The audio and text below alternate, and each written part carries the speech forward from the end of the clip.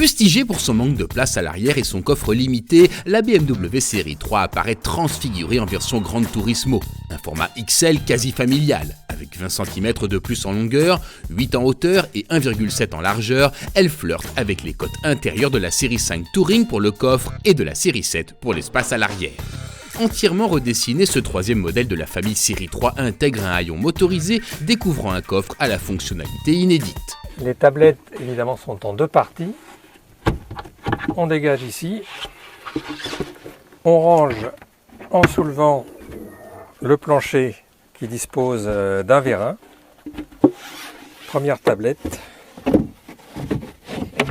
ici la deuxième, on l'attrape, on l'installe et voilà.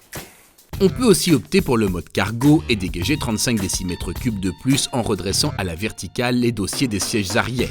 Au final, avec un coffre d'une capacité allant de 520 à 1600 décimètres cubes, les bagages de toute la famille sont avalés beaucoup mieux que dans un break touring. Se voulant exclusive, la Gran Turismo conserve les gènes série 3 sans reprendre aucun composant de carrosserie. Elle se fait remarquer par son nouveau pare-choc avant, son capot remodelé et l'entourage des doubles naseaux, emblème de la marque.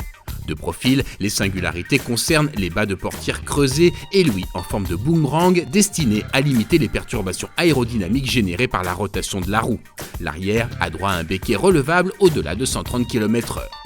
Installés 6 cm plus haut, les occupants retrouveront à quelques détails près la planche de bord soignée et intuitive déjà connue sur la série 3.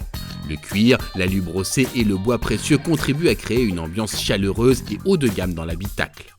Parmi les motorisations connues sur la série 3 pour leur rapport performance-sobriété, nous avons opté pour le 2 litres diesel de 184 chevaux. Mis à part sa sonorité trop présente lors des relances, il procure un agrément de conduite indéniable, surtout lorsqu'il est couplé à l'excellente boîte automatique à 8 rapports. Bonne surprise aussi au niveau du comportement routier.